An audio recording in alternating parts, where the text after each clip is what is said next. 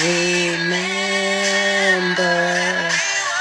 we were incredible, simply incredible.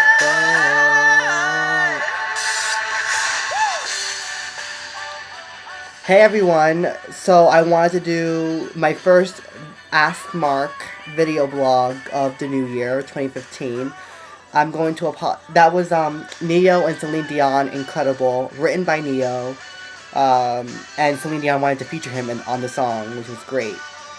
And I picked that song for this video this week, or this time around, because this is the college edition of Ask Mark. And people kept asking me, how does it feel to be done? And it just feels incredible. So, I want that song to be the song of this Ask Mark video. This is going to be really brief. I've been sick the past week, really low on energy, hence the look not being so fabulous. But I wanted to answer some simple questions that was asked of me regarding college and stuff.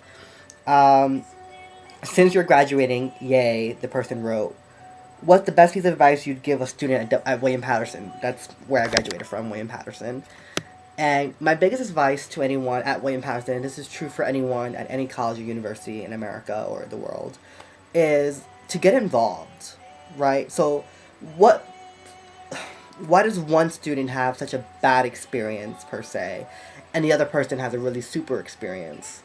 Well, sometimes it's all about how you make of your opportunities. So I could have went to William Patterson. I could have just been a commuter and not get involved and not really participate in activities.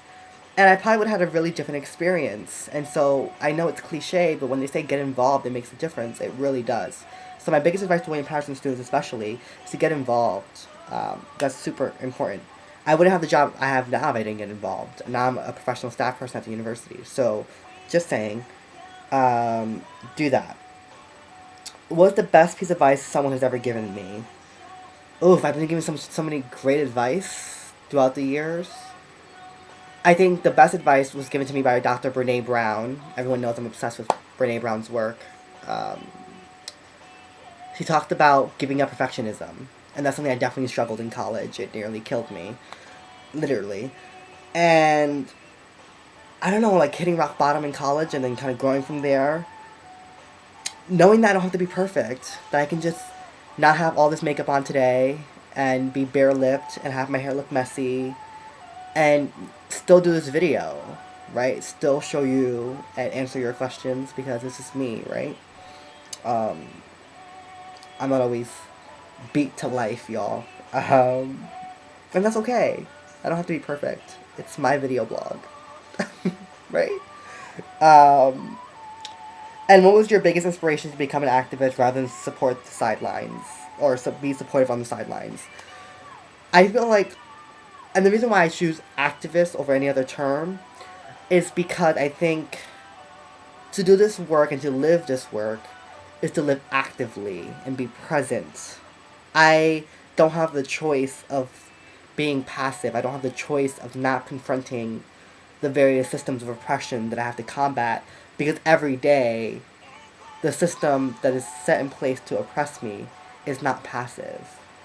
It isn't on the sidelines waiting for me to just disappear. I'm constantly being and actively being oppressed, so I have to be active about fighting against the oppression, pushing back. That's why I don't sit on the sidelines.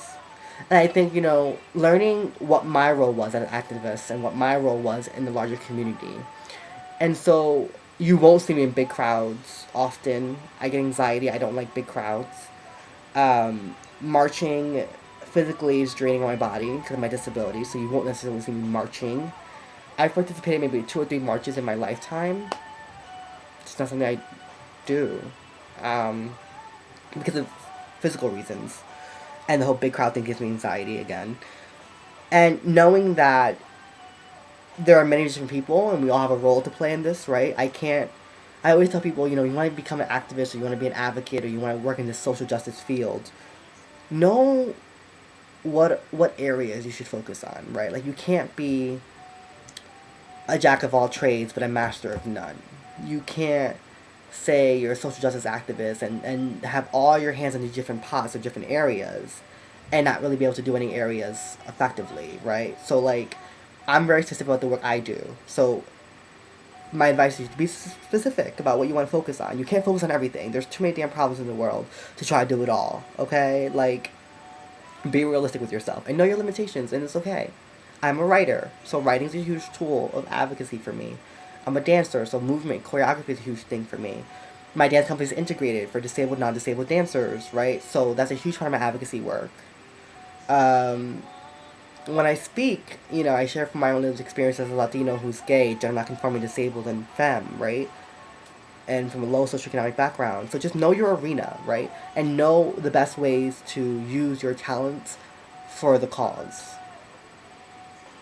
That might mean, creating a graphic for a teacher or a poster. It may mean designing a website. It may mean writing a petition. It may mean, you know, giving space and resources. Just whatever you can do. That's my biggest advice to you. I wanted the poster of Harvey Milk to be included. It was, this poster is really symbolic to me for a variety of reasons. It was given to me by the first professor I ever had in college, and my first boss in college, Dean Wartina Davis. She started off as a chairperson for political science and was my professor for racism and sexism in the U.S. when I was a first year student, my first semester in college. And she's one of my, like, she's just a fantastic woman and a huge role model for me and one of my mentors. And she gave me this gift.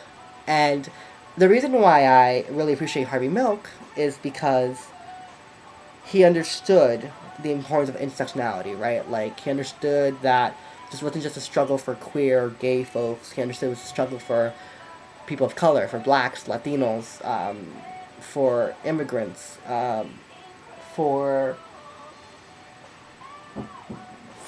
other minority groups who were oppressed, right? And so I think that I like to be an activist who works across difference, and so I don't like to isolate or polarize people, right? Like, I try to unite with all different groups of people. I think that we need to create a united front. And yeah, so some people are against college, and some people just don't think it's for them, and that's okay.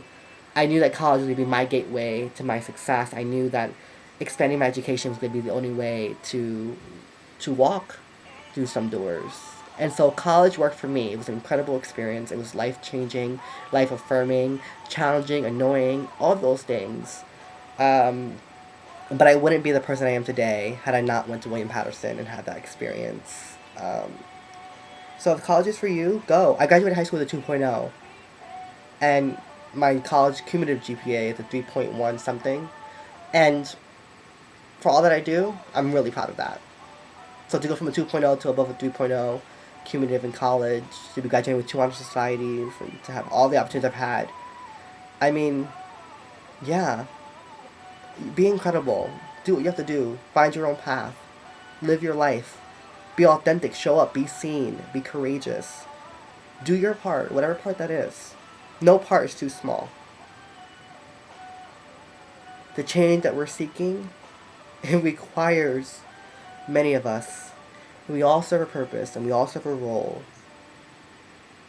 So what is your role?